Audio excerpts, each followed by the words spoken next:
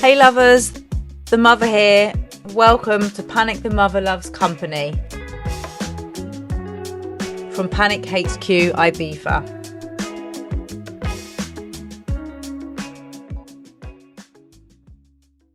Lovers, stay in your own lane. So this week for starters, we are starting to do art prints with some of my quotes that I do. That's how I started online, is quotes. Like, I'm obsessed with them, and some people are like, oh, I hate quotes, they're so cheesy. And I'm like, all right, Janet, what are you going to do then? Like, why are you in my DMs asking for advice then? Quotes help me with my brain and they motivate me, and I love it. So they've become a thing. In fact, our videos were quotes. Like, we used to do quotes with captions, with me explaining why I felt that way about a quote or whatever I'm yapping on about. And then that slowly turned into the video content that was me sitting with my mics. That's turned into this. And so we have, like, every brand has, like, their brand assets. And this has been ours pretty much from get-go. We've always stayed consistent and in line with how we see. Fuck, a lot of these pictures are wonky, I'm just seeing now. I'm like, babe, we like potential. It's all tilted. It's really annoying me now. Yeah, it's staying in your own lane. Right, so I always see other elements of branding or colours that I like, and it's be very easy to say, I want to switch up our whole thing and do that. I think part of building something is you really have to believe in what you're building and be very consistent with it and be headstrong. Staying in your own lane in this world is fucking hard. Like, comparing yourself to other people, to other brands, to just everything. It's a lot. So blocking out outside noise is so important, and I do that by quotes. So we are very excited to do our quotes because for me it feels like a really nice natural step. Like, these are only our samples, but we have Lover, Yes You Can. I've got this tatted on my hand. This is my happy hand. This is it's not sad, but it's a bit more chaotic. Lover, Yes You Can. Every time I get overwhelmed and think I want to quit or I can't do this anymore, I'm like, Lover, yes you can. And it's basically saying, shut the fuck up and get on with it because you can. It leads back to that thing of why them, not you. Like, seriously, babe, why can someone else do it but you can't? So this is what this makes me think. I had it tattooed probably about a bit ago, because I look, seriously, when I'm anxious, which is fucking a lot, or I'm about to do something really nerve-wracking, which is most days with Panic Mother now because of everything that I'm doing, I will say, like, fucking yes I can, yes I can, yes you can, babe, okay? So our quotes are going to be produced in Hackney in London, at Jealous Studios. They're amazing. I went and visited there. I absolutely loved it. It's like 4 floors of wondrous. It's like fucking 4 floors of art club. Jess, you would love it there. And it's really inspiring place to be because it's surrounded by other artists with all their artwork. And you could say I could feel imposter syndrome being in there and seeing all the other things. But actually what I did realise is I do have a place here because there's a lot of people that are doing their bits as well that you could look and be like, what the fuck is that? What the fuck is that? But instead I'm like, that's fucking cool. And I love that people are putting their own ideas out. I think this is what's so amazing and how it should be staying in your own lane, is that everyone's different. And when you walk into an environment like that where it's filled with different things of art, you see, actually, we think there's competition everywhere, but when you really see the art as everyone's individuality is so different. You don't have, the only competition you should be in is with yourself, young lady. Okay, be better than yourself. I'm talking to you, Jessie. So lovers, stay in your own lane. Lovers, stay in your own lane. Quite a hard thing to do, I'd say, at the moment. Social media has really made it a lot harder for us to stay in our own lane because of the comparison that we're all guilty of to other people online. And I think it's probably quite easy for me to say, you know, that social media isn't all what it seems and all of this shit. But when you're in this doom scroll and it's something that you're doing every single day, it is hard to not compare yourself. And I think it's we need to be more responsible for our own feeds. So what we have on our feeds is ultimately down to what you're liking, what you're spending the most time on. Like sometimes my feed goes on a side quest and it's really got some stuff in it that makes me feel shit, and I have to make sure that next time I see these things I snap off it quickly, or I don't give it any attention, and it actually does disappear. So you need to cultivate your feed with nice things and things that make you feel good. Don't follow people that make you feel insecure or like your life is less than.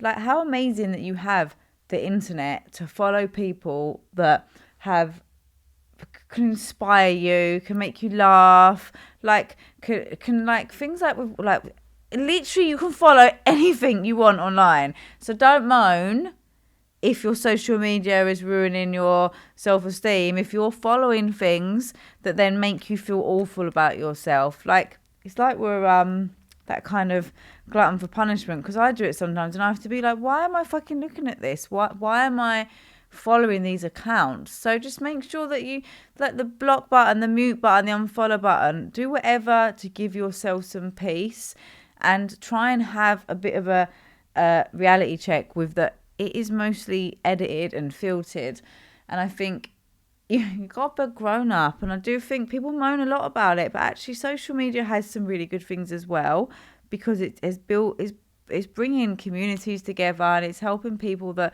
are quite lonely, and especially in like with mental health and things. Like, it's been an amazing tool for me. Like, I don't know autistic people, and I don't have things like around me. Online, I have a whole community of them, and most of them are fucking hilarious. Like, we are quite amazing as a group. So social media is just one element. If you're on there and you're continuously comparing yourself, you're not going to move anywhere in life. So what I really just think we need to all start doing is be responsible for what we're consuming online, and try and only follow things that really inspire us and make us feel good, making social media as much as a fun place as possible, because let's face it, we're all fucking using it, and that's how it should be. It's a great opportunity to showcase your work and things like that. So like, I think another thing that is brands comparing themselves to each other.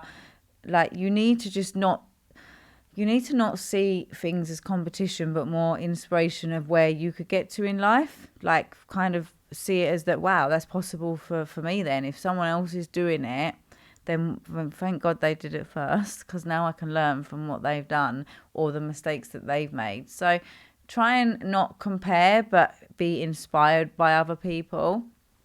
I think, like, I think anything that I suddenly worry about, if I'm suddenly having like anxiety about social media, I don't think what even the stuff I do.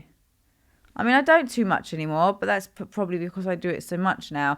But sometimes I'll have a wobble, and I'll be like, what the thing I think of is I'm not giving enough value, or I'm not helping enough with what I'm saying, because I can ramble a bit like I'm doing now. I will probably look back and go, oh, I didn't give enough value. I'm quite hard on myself in the terms of that, and I think, well, they could watch someone else's video that perhaps the person's qualified.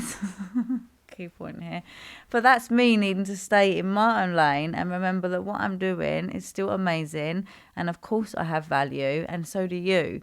So if you compare your value to something that you're seeing online, you're gonna feel shit about yourself. It's not real life. Go fucking outside off your phone, try and have a break from that world, and try and remember that you need to be, how you show up online, show up like that on real life as well. Imagine if everyone did that. Just take a second and imagine if that was the world we lived in. I try and be as congruent as offline as I am online, but obviously you're getting quite a good version of me, because I'm sitting in this environment to talk to you guys, and I'm trying to hopefully create some value and help you with my random advice or whatever the fuck I'm doing. But generally in person, if you met me, there's not much difference, apart from I might not have a mic in my face. So try to stay in your own lane and not attach an outcome to what it is you're creating. So thinking, oh, I need to create this because I need so-and-so to like it, or for it to do well on social media, whatever that, basically attaching an outcome that takes it away from why you created it, rather than creating something because you absolutely love it, because you've had fun creating it, and putting it out in the world without giving a fuck about the reaction, because actually you've done the job. The job was for you to create something and put it out there. So that's actually, for me, what's mainly important, really, not the outcome of it. And I think that's been something that I've learned. I'm most excited when I'm creating something. Even much as well, like I generally like it. It makes me so happy. And then oh my god, I finally just got it. You know, I always say I love the process of creating, and once it's done, I'm a bit over it.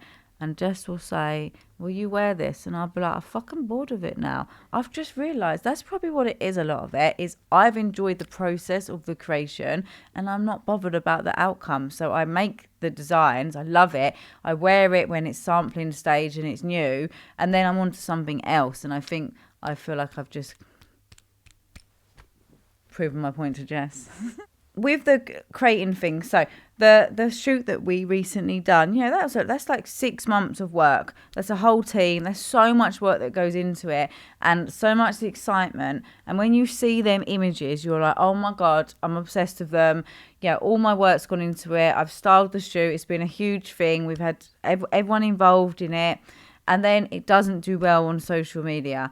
And like the first time that happened, I think I watched that you, and I went, what the fuck?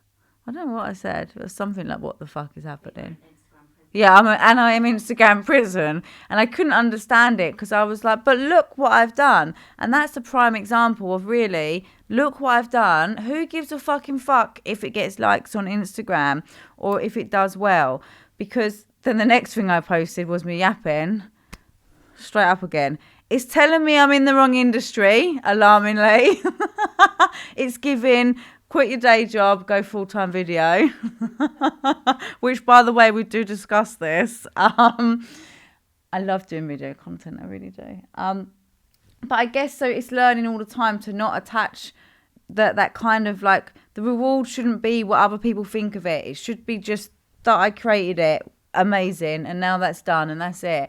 And I think with this, how we show up on social media, everyone's obviously like, it's so oversaturated that there's no room for you to not be yourself, basically. So you comparing yourself to someone else and not staying in your own lane means you're going to be lost in the pile of everyone else that's doing that. So actually it's better to go full unhinged for yourself, because that's actually what's going to attract the right kind of customers, the right kind of people that want to engage with your content. No one wants to follow someone that's doing something that Janet's doing. It's so important. And social media is such a big part of our world now, especially, like, I feel bad business owners most of the time don't want to create content and stuff like that. And a lot of people feel they are forced into it now. But if you're going to do it, then do it in a cool, fun, unique way. Don't do it because you've seen another beauty salon doing it a certain way, so you're going to copy them. It won't work. Stay true to yourself. Everyone has their own unique identity, and everyone needs to run with that. Stay in your own lane, babe. Lovers, welcome to the Panic Hotline, the most unhelpful helpline you're ever gonna love. How are you so confident to do what you do on social media? I get so anxious. I'm not, I guess. All the time I'm not. And I definitely get anxious or in my head too much sometimes. But like anything, the more you do it, the less fucks you give, and you don't attach an outcome to it. So when I first started years ago on Instagram and they first introduced stories, I was like, oh my god, this is going to be the end of me. Like, I was so scared. I've rewatched it again and again. I actually still always rewatch my stories, but that's just more of a just weird. Does anyone else do that? I just rewatch my stories again and again. I like seeing me with music. I move well. It's nice. I'd rewatch it in a critical way, and I also would film one story, save it, watch it back, and before any posting. Now it's just completely all off the cuff and fine, because the things that you would maybe worry about to start with, you won't worry about if you're consistent. So I promise you, confidence grows with action. And no one cares as much as you do. I've learned that. No one gives a fuck about what I'm doing. No one really cares about any of this apart from me. And I think that's important to remember, that be yourself and your confidence will grow. The more you do it, the more you don't care. So I definitely have days when I feel anxious and I don't feel confident. I just go and tell people that though as well. I just say I'm feeling anxious today. So go be consistent, babe. You can be amazing. I want to start my own fashion brand. Do you have any advice? Don't do it. Seriously though. I mean, fuck me, the delusion that I had when I started this. I mean, it is delusion that gets you everywhere. I'm still deluded now in things that I'm trying to do. But in ways of advice, you have to, if you have to be incredibly, don't bother starting it if you want to be rewarded straight away. And if you're not there, not 100% committed, don't even waste your time, because you just waste your money, your time, the effort, everything. If you have got the grit to do it, then absolutely go for it. Your blessing and your like the thing that's best about when you start these things is the naivety, because if we knew how hard it would be, no one would start anything. So look, it is hard, and some days I think I want to say to people, don't even bother. I do think it's glamorized a lot, being an entrepreneur. It's not. It's fucking. It's really horrible, to be honest. It's really horrible, and very incredibly hard. So I really think my advice would be that if you're so passionate and driven, then you will be amazing and you'll handle all the problems that come up. You will always find a way. That's one thing I would say, is having grit to find a way under, over, through all the problems that you're going to have. And if you feel that you've got that, then I think absolutely go for it, because the world needs more delusional people to create amazing things. So good luck, babe. But you're a mug. I'm so unhappy in the UK. I really want to live in Ibiza, but don't feel I have the courage to leave. Aww. Don't like the thought of another babe being unhappy, but I get it. The UK is a challenging place at the moment to live for a lot of people. I mean, I think the world is in general. Obviously, there's so much nuance that goes into deciding to move country, but if it comes down to confidence and having the courage, again, it's that thing of that you can either choose to stay in your comfort zone. Let's think of our comfort zones as boxes. Another weird thing I've come up with. Oh, we could do mini boxes. But think of, you're in one box, it's your comfort zone, you've got all the good stuff here that's not so good, because comfort zones aren't comfy, as you're referring to. So, but you're in that box, and Ibiza, or wherever it is you end up wanting to move to, if it isn't Ibiza, not that I'm like, don't come here, is in the other box. And you dip one toe in, then you're, no, fuck, it feels uncomfortable, it's too scary, all these what ifs come in, and you run back to your comfort zone. I promise you, if you can just get both feet in the other box, your other box won't seem so comfy anymore, and your new one will. And that's life. You have to keep going from box to box to box, continuously jumping into new things that make you feel uncomfortable. I'm uncomfortable now.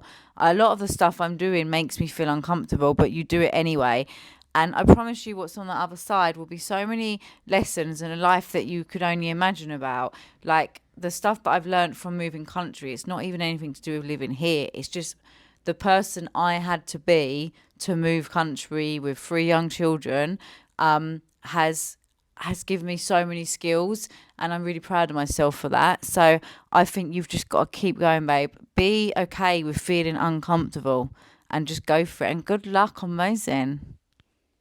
I'm a single mum and I feel I've lost my sense of style and self. Any tips? Lost sense of style. Well, okay. Is this because you're tired, you're a single mum, you're busy, or are you just feeling, maybe is this more of a self-confident thing as well? Like in ways of style and giving tips on style, I feel I don't think I know how to answer this. I'll tell you why, because I think style is quite a personal thing, isn't it? So when I put out my designs and stuff, I like to think that I wear it one way, but you might wear it a complete other way, because however you decide to style it, that's for me, that's kind of what personal style is. But I think for finding your style again, like what do you put on that makes you feel really confident and good about yourself? Making the effort to get dressed in the morning to things that you feel confident in is, I think, how you start to feel better about yourself. In ways of style, I mean, do you either have it or you don't? That's a common question, isn't it, with style? I don't think about getting dressed. I just put clothes on, and some days I walk out of the house like a shit show. Buy my clothes. But that's what I mean. I guess that's what the collection reflects to me, is comfort and mix matching. I don't know how to answer this because I don't want to. I'm trying to. I feel like personal style. You must know your personal style. So it's not necessary maybe about the clothes that you're wearing. It's maybe how you're feeling. So in that case, this is what I'd definitely do, because I've been there. Like like we don't have enough shit to do when you have a baby or when you have children. There's another whole identity that is just falls out of the sky that you don't own anymore. It's very bizarre. So I would try and carve out some time to do nice things for yourself, to create a sense of identity for you. And I think that will help with getting dressed. You know, when you think, I don't know what to wear because I don't know who the fuck I am anymore. I don't even recognise my body. Like, carving out time to be like, who were you before you had the baby is probably very different to how you feel now, and that's okay. And embrace this new badass MILF era. Lean into the MILF, okay? Oh, that's good. Lean into the badassery MILF. Also, I don't know this. I feel like there's not enough context with this question.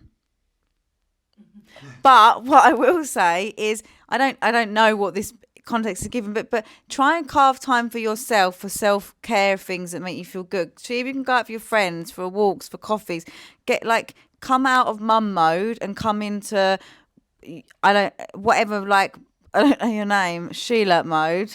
And I feel like if I just had a picture of her, I could sort this out instantly. Totally. But I'm giving advice from not really understanding. So what I'm gonna say here, Sheila, is you are amazing, and being a parent is fucking hard, okay? Don't put more pressure on yourself that you have to be some stylized queen, okay? You don't. Wear what makes you feel comfortable at the moment in your body, and go from there. Do nice things for yourself, even if it's teeny tiny things. Remember, you are a separate human to your children. Also, as a mother of older children, I'm going to give you a heads up. They leave, and if you haven't carved a life out for yourself, you're going to feel fucked. This is what I don't think spoken about enough about having kids. We focus on when they're little. When they're old, they're very different when they leave you. And I'm currently going through that. Not that I have enough shit on, but it's a weird thing. So I would say invest in you, Sheila. Okay? Invest in you no matter what age your children are, and go find your style through you living and growing into this amazing new character. And also, by the way, being a single mum is so hard, so fucking hard. However, it's so much easier than having to fucking deal with some annoying dad. Like, don't even get me started on baby daddies, okay? I'm also a startup, and I keep comparing myself to bigger brands. I do that. Everyone does that, surely. We all do that in every way. But the difference is now I don't compare. I get inspired by. So the brands that I tend to look at are light years ahead of me. So I tend to try and, when I see their things, I feel, okay, this is inspiring. This level of success is possible. So that would be a really good way for you to reframe this, is instead of comparing yourself to, and I get it so badly, babe, I really do. Instead of comparing yourself, first of all, don't compare yourself to brands in the same situation of you. If you're going to compare, do it with something you can learn from. Like, legitimately, I mean that. Like, if you're going to compare yourself, do it to someone that you can learn from where they are. So, like, I research a lot of brands, like, do they have investors? What's their team set up? Everything. So I can try and learn and grow from that. And it generally inspires me to think what's possible for me. So if you're going to compare, do it in a way that's going to benefit you, yeah? So comparing in a way that makes you feel insecure or you end up feeling jealous, it doesn't help you grow, and it just makes you feel really bad about yourself. And it's not, and it's silly. You shouldn't. Don't even fucking bother doing it, because it's so unrealistic to compare yourself to someone that, like, way I see it is that, have I done the work they have done? Have I earned to be where they are at? Probably all the answers to that is no, because I'm still growing. but compare big. Like, I'm just thinking there's a couple of really big brands that I look at and I think they're fucking killing it and they're amazing. But then I learned one of them has, one of the brands, they actually only own 49% of their company, which means they have business partners. They have financial backing in a huge, huge way. And they have a business partner. I don't have any of that. Why would I compare myself to someone that's clearly so much further ahead than me with different resources to me? So instead, I think, wow, they're badass. I think they're so inspiring. And that makes me think there's room at the table for everyone. It makes me think, yes, I fucking can. And why not me then if other people are doing it? I hope that helps. So compare, get better standards, compare really high, and take like really good things from it. Research other brands and see how they're structuring and how they're doing it, because there's so much more that goes into growing a brand that I'm trying to learn. So see if you can learn from it rather than compare. And remember that you're fucking doing an amazing job even creating a brand. It's so hard. So hats off to you, babe, and keep going. Keep it moving, princess.